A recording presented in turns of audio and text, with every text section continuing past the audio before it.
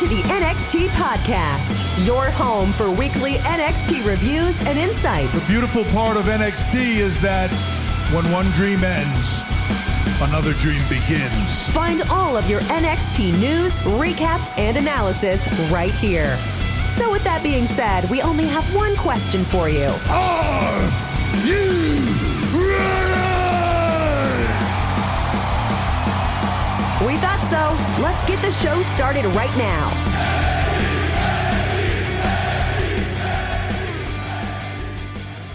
Oh, ladies and gentlemen, welcome back to the NXT podcast. Yeah, I know I'm late, but I'm sick and just got my voice back. Shut up edition. Now, we have a fun episode of NXT to talk about, setting up TakeOver in your house that's going to happen on Sunday. So this was really just a setup show for that, finalizing some matches we're going to have on the card and kind of getting those feuds to the point where we can put them on a TakeOver. And I think we did a pretty good job. Now, before we get started, you can always find me on Twitter. I am at ZachNXT. That's at ZACHNXT. We're always talking about wrestling and other fun stuff over there. Now, also, before we get started, we usually start with news, which is news with an exclamation mark. It's a segment that's carefully selected and curated by me, and it's definitely not me typing WWE into Google and reading you and reacting to what happened, because that would be unprofessional. But if you were going to do that, you'd see that there's WWE rumors on the Rock at Survivor Series, Edge at SummerSlam, more releases. I'm sure there are more releases, because why wouldn't we release people? It's not like we're making... We've already done this. Edge at SummerSlam, that would be good. Be good to see Edge doing something. Haven't really seen him much since WrestleMania.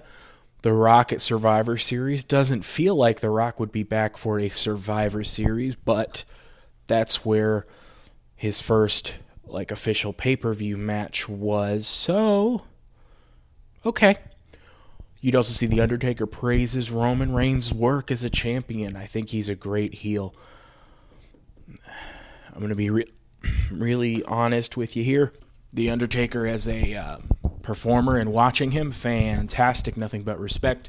The Undertaker outside of wrestling, don't necessarily care to hear from him on anything. So when I hear him talking about almost anything, I don't generally read further. So, predicting next former WWE superstar jump to AEW. And they have a picture of Daniel Bryan. I mean, he could, I guess. Yeah, you could. I mean, he could. It seems like he's not super big on WWE at the moment. So, yeah, okay. Mark Henry explains why locker room morale is down in WWE. He signed with AEW. I think there's a lot of reasons that morale is down in WWE, because they could all be fired tomorrow, and even if they keep their jobs, it's a objectively bad company. So that's cool. But we have NXT this week, again setting up TakeOver in your house on Sunday. You're going to have to bear with me on the voice. I know it sounds weird. It doesn't feel good coming out of me, so we're just going to do this together. We have a recap of Adam Cole, who was attacking our three potential NXT title challengers. Also, the Karrion Kross and Adam Cole face-off last week. So at TakeOver in your house, it'll be Adam Cole, Pete Dunne, Johnny Gargano, and Kyle O'Reilly, all in there with Karrion Kross for the NXT title. Also, Cameron Grimes and LA Knight are going to fight. Ember Moon is also going to challenge Raquel Gonzalez for the NXT women's title. So we got a pretty good card coming up. I mean, I think that the NXT championship stays the same, and I think the women's championship stays the same. And I think our North American and tag titles are going to stay the same. We'll find out that match later. But there's a couple things here that could go either way. And this $1 million challenge that they're doing could be fun, and I can make a case for either one. And in fact, I will later. So that's cool. Austin Theory is out first to start the night. He's by himself. Oney Lorcan's out next. Oney Lorcan is a fantastic guy to have on NXT because he's just a bald dude that likes to fight. Also, I haven't said this in a while. If you don't follow Oney Lorcan on Twitter, you need to. Most of his tweets are in all caps and recount various musings of a man that goes around looking for a fight everywhere. It's a great follow. It's a fun thing to see pop up in your feed every once in a while. So Johnny Gargano and Pete Dunne have made their way out here. This works because they're Oney and Austin's boys, but also they have some issues going on for a title coming up here. So everybody's outside, and Johnny and Pete finally start brawling outside. Austin Theory is distracted by this, and Oney uses that to pick up the win. I'm just thinking about this now. I sincerely bet that you couldn't find me another Oney Lorcan singles match where Oney wins. He would win tag matches, but if you want to make somebody look good, you put them in there with Oney Lorcan. I legitimately cannot think of a time when he just won a one-on-one match. I also love that Austin Theory is still a loser, and by that I mean a guy who loses all the time. Like, he originally couldn't beat Johnny Gargano and was on a losing streak, and Johnny offered to take him under his wing, and he's having the time of his life and does not yet realize that his luck has not turned around at all. That is sincerely fantastic, that just because he joined the group doesn't mean he wins now. He still has to learn, and the character of Johnny Gargano is not a good teacher. There's a vignette of LA Knight in a mansion with girls in a hot tub. Eli Drake is actually really good in this. This is the first time his character has felt real to me, probably because he fits in vignettes better than just throwing him cold out onto television. Eli Drake, or LA Knight, is a fantastically talented wrestler. I have some concerns about him getting Ethan Carter the thirded, where he goes through NXT quickly. Vince sees him one day, wants him on the roster, and then goes completely the opposite way when EC3 shows up and doesn't want to do anything with him. So, my only concern is that happens, because if you let him do his thing, he can absolutely work in WWE and on NXT, but I don't have a ton of evidence that WWE is going to give him that chance. So Cameron Grimes gets his own vignette swimming in a pool. I'm pretty sure there's a naked girl by poolside. I'm almost positive there's a naked girl by poolside. Hey, you guys know what's fun to do while you're recording a podcast? Normal people would cut this part out, but that's not what we do here. A really fun thing to do during a podcast is to have to hover over the pause button and keep hitting pause because you can't stop coughing for more than 4 sentences in a row. But I love you guys, so here we all are. But just know, this is all one recording. It's been about 8 minutes, and I've stopped it about 12 times. This is really good. So he's got the naked girl by poolside. He lights a cigar with money and coughs. That's funny. Most of the time people do it. He tries, I'm going to guess that was bourbon, and is very much not a bourbon drinker. For a second during this vignette, I thought that Cameron Grimes was in LA Knight's house because they looked similar enough. And boy, I got to tell you, that wouldn't have made a ton of sense character-wise because he's rich, but that would have been great. We're also getting Mercedes Martinez taking on Xia Li at TakeOver in Your House as well. I think that's Xia Li's TakeOver debut. There's not a ton of a point to this match, but it should be a good match, and that's a lot of what takeovers are. We have Doc Hendricks in the back here, which is a good surprise to give us an update on the card. That's fun. We get a recap of the tag title match last week. I forgot who won for a second. I don't know why I forgot that, but it was, in fact, MSK that retained their titles. Legado del Fantasma are out in the ring. They don't look super happy. Fun note, the dudes in the back, the guy whose name I always forget and really should remember, and I don't know why I don't, but the two dudes in the back have very funny facial expressions and reactions to what Santos Escobar says. So if you're like me and you just watch Santos Escobar when he talks, do yourself a favor and don't do that. Don't look at Santos. Just look at the two dudes in the back while Santos is talking. It is so great what they do. they sell it in like an actual funny way and not in a WWE funny way. The WWE funny way would be like, it makes Vince laugh, but it's not actually funny. Bronson Reed almost immediately interrupts and starts playing the clip of him smashing Escobar. He plays it one more time, then a third and a fourth, and so on. He does a lot of WWE-style jokes that essentially boil down to, I hit you so hard that a lot of crap came out of you, because Vince thinks that's very funny, and I guess Triple H also thinks that's a little bit funny. The first part is that it's not funny.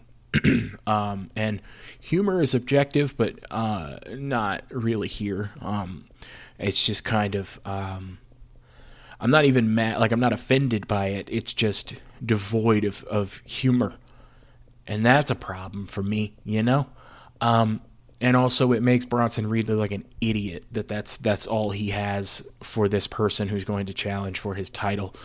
Like, this is already silly. He doesn't need to do terrible jokes. Real jokes can work. Bad ones, not as much.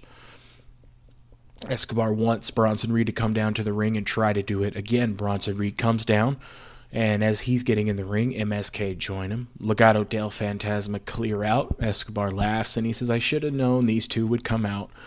He said, I'm going to take your North American title, and they're going to take their tag titles. Let's do it all in one match. A 6-man tag with these two teams, and the winning team takes all the titles.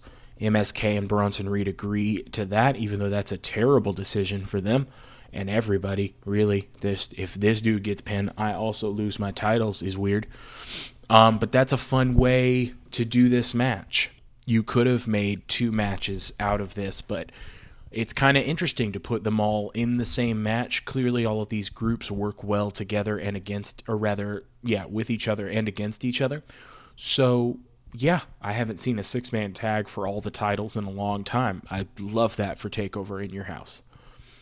Poppy's here in the back. I don't know if Poppy is a wrestling fan, but Poppy is very good on wrestling television. Sometimes you see people make an appearance on the show and you could tell that they are not a fan of wrestling. And listen, I get it. It's not for everyone. It's not for most people most of the time.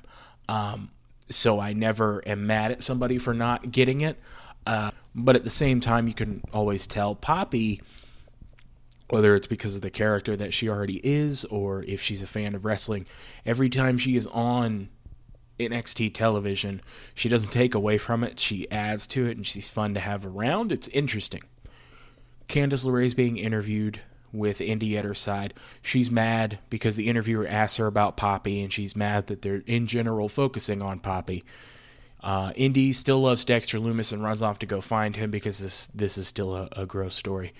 And we cut from that to Ted DiBiase arriving at the building with his, looks like a security detail behind him. We're going to find out why he needed that security detail in a little bit. But as of right now, he just has a security detail of indie wrestlers with him, or training center wrestlers. And it's always funny.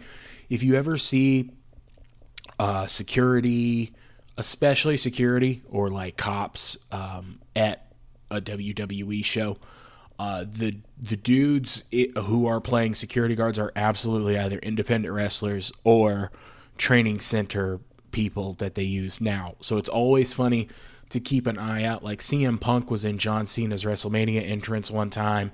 Alexa Bliss, Charlotte, and Sasha Banks were like a gross part of Triple H's entrance one year at WrestleMania. If you see somebody's face clearly in somebody's like WrestleMania entrance or in something like this, chances are in like 5 years, if they got it right, you'll be able to go back and find it. So DiBiase is here and has an announcement tonight. Before that, we're in the back, and William Regal and Triple H are welcoming Poppy to NXT and thanking her for making the basically mini album for NXT and releasing the exclusive songs. That's cool. Triple H says he loves the new music, all the tracks. Side note, there's no way Triple H listens to Poppy, which led me to, and this is the part I need your help with, at ZachNXT on Twitter, at ZACHNXT. When I tell you to picture in your head Triple H on a quiet, like, day at home. Like, he's about to leave for work, and he doesn't have any work calls, and he's trying to just listen to music, like, not even necessarily to hype himself up, just casual music he puts on. What the hell does Triple H listen to? Because, like, could be the Allman Brothers, could be just Motorhead, could almost kind of be hip-hop in a weird way, like 90s hip-hop. I could picture Triple H listening to anything except Poppy. I'm going to take hip-hop off, too. I think he's a little bit lame for that. And believe me, that's not a judgment. That's just looking at him. It's probably all like Allman Brothers and like Motorhead and Metallica, right?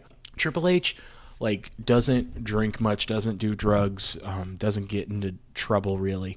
He's kind of like just like a straight man in life. Like, even when he was in the Clique, the other ones were the rowdy ones. So I could absolutely see him just listening to his Metallica, his Motorhead, and being like a metalhead that never like acted on any of those impulses. But what in the hell does Triple H listen to if he's got headphones in? I don't know, man. Poppy drops the album right now on TV. That's a fun bit. Triple H is flabbergasted that you can release an album online, and less than sneakily, but intentionally so, mentions that it's on Spotify, Apple Music, so on and so forth. So Dexter Lumis walks up. Regal and Triple H take like a half step back. That was very funny.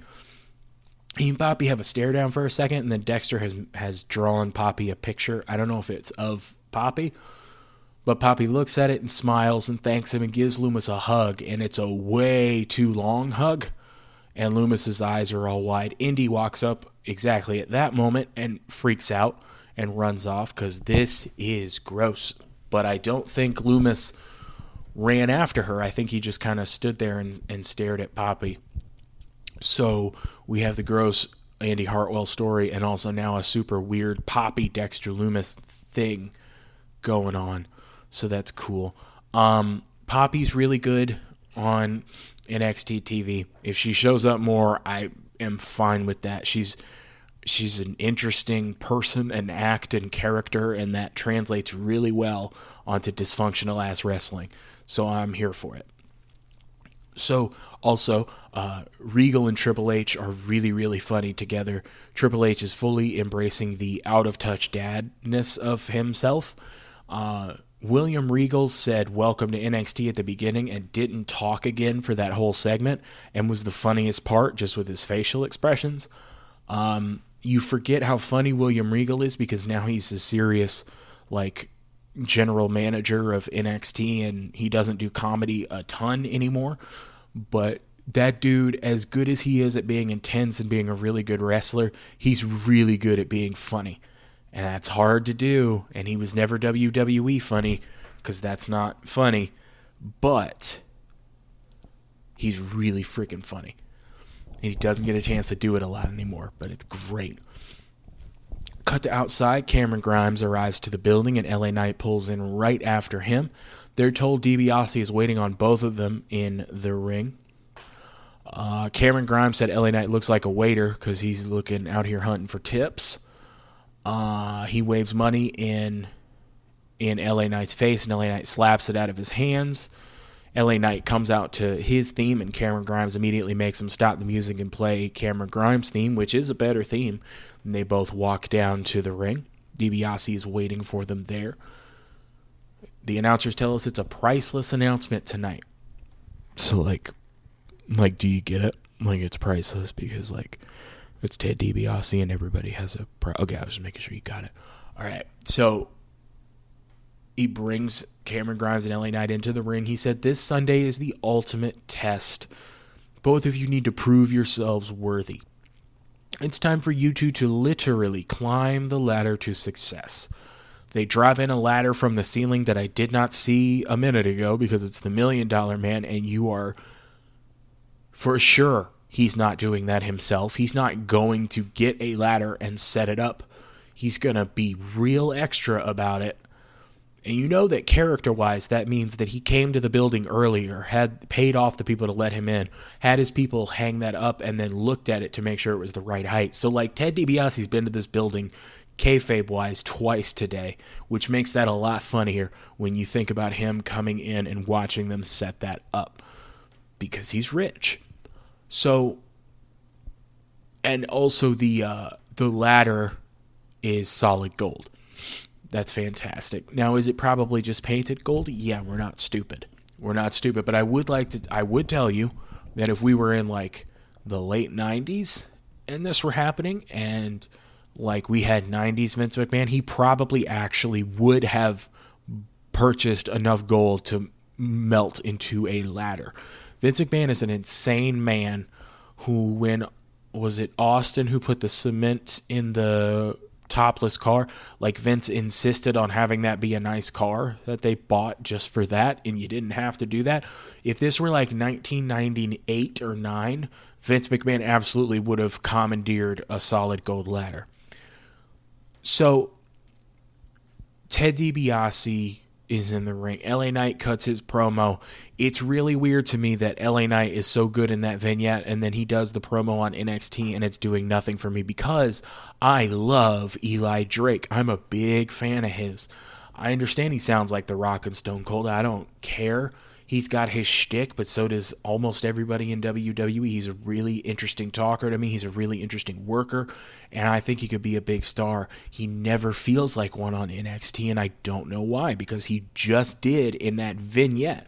But then you put him on television, and it doesn't feel that way. And it's not, I don't think, anything he's doing. So this isn't like he doesn't have what it takes. He does. I don't understand why it's not translating. I don't know if it's because he's not really a character yet, or he hasn't been in a good story up till now.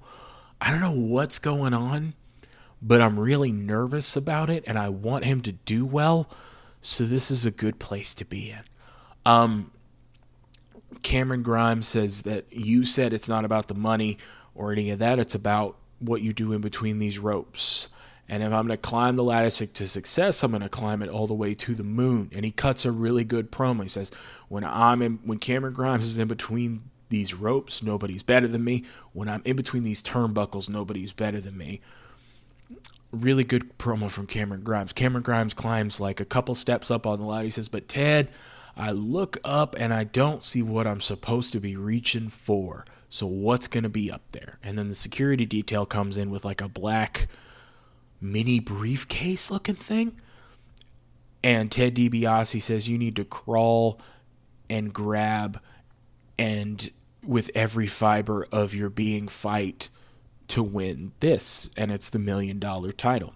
And I don't know if it's the old $1 million title or like a recreated one, but it looks cool.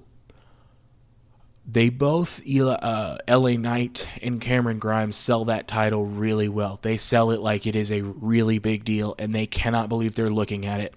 And you can immediately tell they both really, really want to be champion. They're staring each other down with DiBiase and the title in the background, and they talk smack back and forth.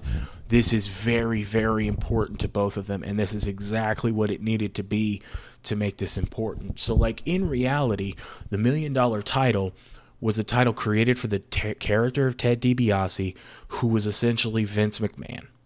So, like, people always said that if Vince could have actually performed one of the gimmicks that WWE came up with, it would have been the $1 Million Man, because it's the closest to him.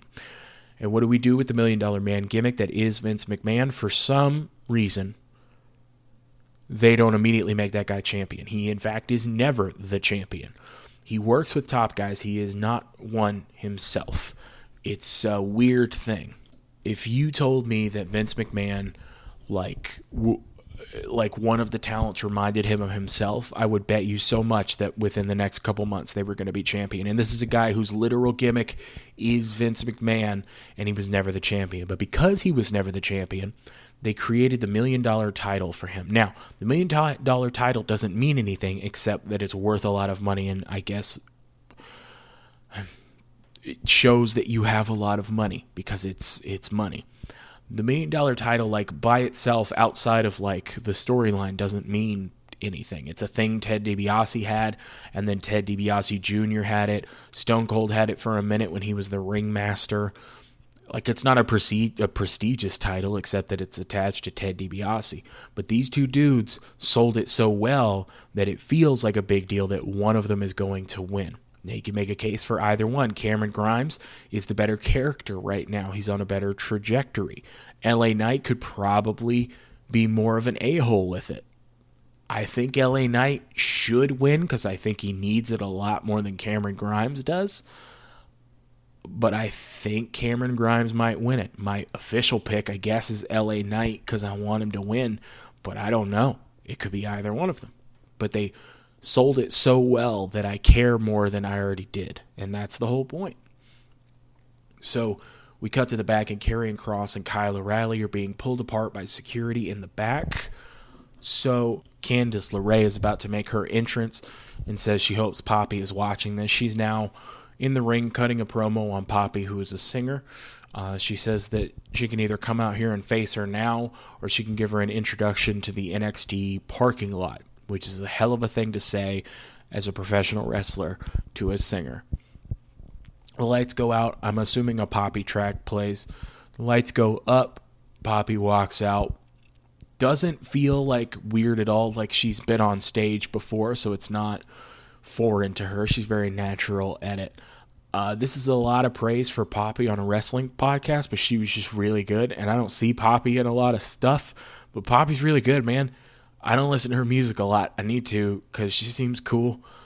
Unless she did something terrible that I don't know about, in which case, please redact all of that.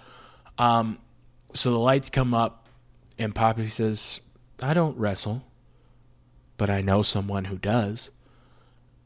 The way she said it was really cool. Io Shirai is back, and Io Shirai is really hyped to be here. They walk to the ring together. Poppy takes off Io's jacket for her like a prize fighter, like for a prize fighter. Io takes out Candice. Again, Io's real excited to be back, and it is great to see her. Io and Poppy dap each other up. Poppy and Io are weirdly good together. Would not necessarily have called that beforehand. Doc Hendricks is back. Whoa, nailed that, huh? Doc Hendricks, there it is back for the In Your House Slam Jam. I'm going to be honest, I had to write this the second time because I couldn't remember what he called it the first time. The only update here is that added to the card is Bronson Reed and MSK versus Legado del Fantasma for the North American and tag titles. And next is Ember Moon versus Dakota Kai. Now, as I wrote this note, the match had not happened, but I bet that Dakota would either lose or look really stupid after. And what do you know, Ember Moon was just about to win, and Raquel boots her and they get disqualified. Cool. So actually both happen because Dakota gets disqualified and loses and looks dumb. Cool. That's the checklist. So Ember and Raquel brawl to set up their match at In Your House, and Dakota Kai will go on to do nothing.